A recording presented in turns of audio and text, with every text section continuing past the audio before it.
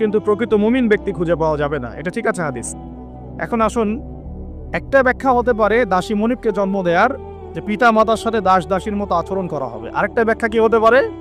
আরেকটা ব্যাখ্যা হচ্ছে সত্যি সত্যি দাসী মনিবকে জন্ম দিতে পারে। কিভাবে? এটা এই বিশ্ব না আসলে আমরা ব্যাখ্যা করতে পারতাম না।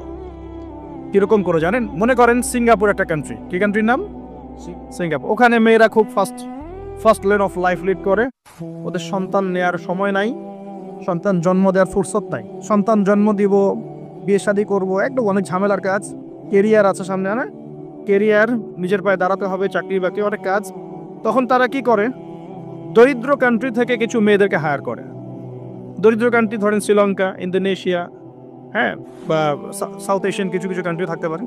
দরিদ্র কান্ট্রি থেকে মেয়েদেরকে হায়ার করে নিয়ে ওই মেয়ের গর্ভাশয়, যেটা আমরা বলি গর্ভাশয়, এখানে ওই পুরুষের শুক্রাণুকে ইনজেক্ট করে প্রযুক্তির মাধ্যমে শুক্রাণু ডিম্বাণু মিলন ঘটায়।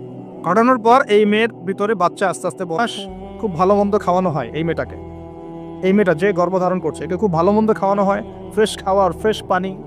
9 মাস পর বাচ্চাকে যখন সে খালাস করে, তখন এই বাচ্চাকে তারা নিয়ে নেয়, বিনিময়ে এই মেয়েটাকে পারিশ্রমিক দেওয়া হয়, $, $10,000, $20,000 দিয়ে ওকে খালাস, চলে গেল।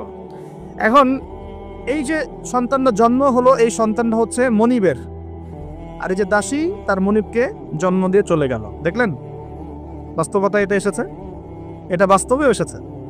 এরকম কিছু কিছু কান্ট্রিতে এই সিস্টেমে বাচ্চা নেওয়া হয়। এখন শুনলে অবাক হয়ে যাবেন, আমাদের মাথায় তো নাই এগুলো, অবাক তো হবেনি।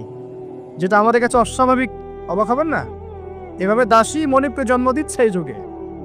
আরেকটা ব্যাখ্যা, এটা আমার কাছে সবচেয়ে প্রিয় ব্যাখ্যা আর কি, সেটা হলো দাসী মনিবকে জন্ম দেওয়ার ব্যাখ্যা এক্সটেন্ড ওলামায়ে কেরাম করেছেন যে সে জামানায় গিয়ে সমাজে ন্যায় অন্যায়, সত্য মিথ্যা, হালাল হারাম, এই যে মানদণ্ডটা আছে, এটা উল্টে যাবে আর কি। বুঝতে পারছেন না মনে হয়? ন্যায় হবে অন্যায়, অন্যায় হবে ন্যায়, হালাল হয়ে যাবে হারাম, হারাম হয়ে যাবে হালাল, সত্য হয়ে যাবে মিথ্যা, মিথ্যা হবে সত্য। এগুলো হচ্ছে কি না?